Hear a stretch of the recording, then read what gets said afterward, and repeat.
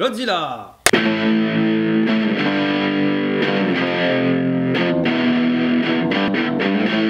Ford n'est encore qu'un tout petit garçon quand sa mère meurt dans l'étrange explosion de l'usine de son père. 15 ans plus tard, Alors qu'il est devenu militaire et a fondé sa propre famille, son père continue de fouiller les lieux du drame en quête de vérité. Et se fait arrêter par la police. Ford, qui n'a plus vraiment de lien avec lui, Décide quand même d'aller le chercher au Japon pour tenter de lui faire retrouver la raison. Vous auriez pas vu mon père? car celui-ci est persuadé que l'explosion qui a emporté sa femme n'était pas un simple accident. Ford en fait, il va vite se rendre compte que son père il a peut-être pas tout à fait tort. Car tout ce qui s'est passé il y a quelques années était l'œuvre d'un monstre.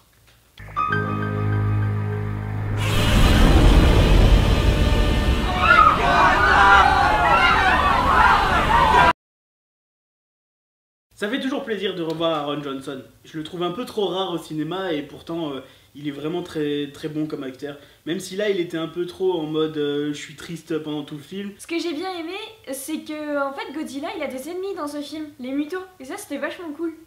Oui, regarde, c'est Papa Muto et Maman Muto qui cherchent un endroit pour faire des bébés.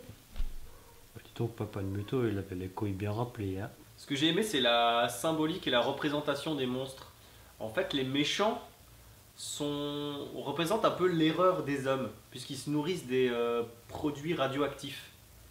Et Godzilla est là pour rappeler que la nature reprend toujours ses droits. Il y avait des plans absolument sublimes, comme celui qu'on voit déjà dans le teaser avec le saut en parachute, magnifique.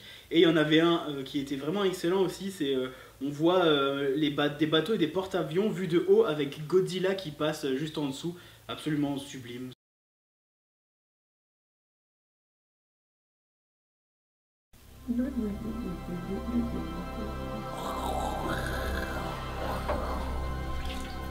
Hey, what did you expect? L'acteur Bryan Cranston, vous savez, celui qui joue le papa dans Malcolm ou le scientifique dans la série de drogués, là je me souviens plus, et ben il joue dans Godzilla et j'étais super contente de le retrouver du coup.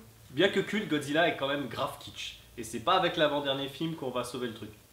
Mais là, il est grave stylé.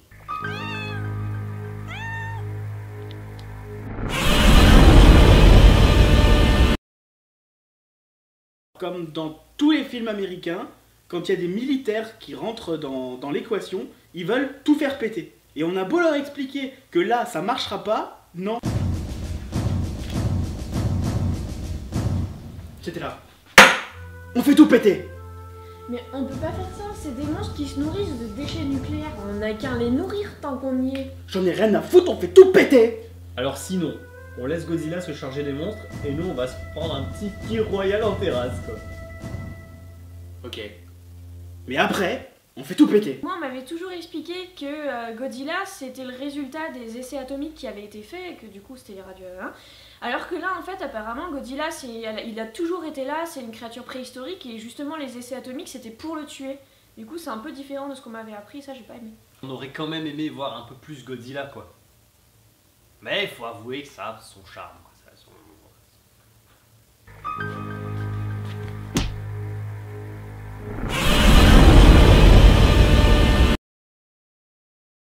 Et là, on fait tout péter. J'aurais quand même aimé voir Jean Reno. Il me manque.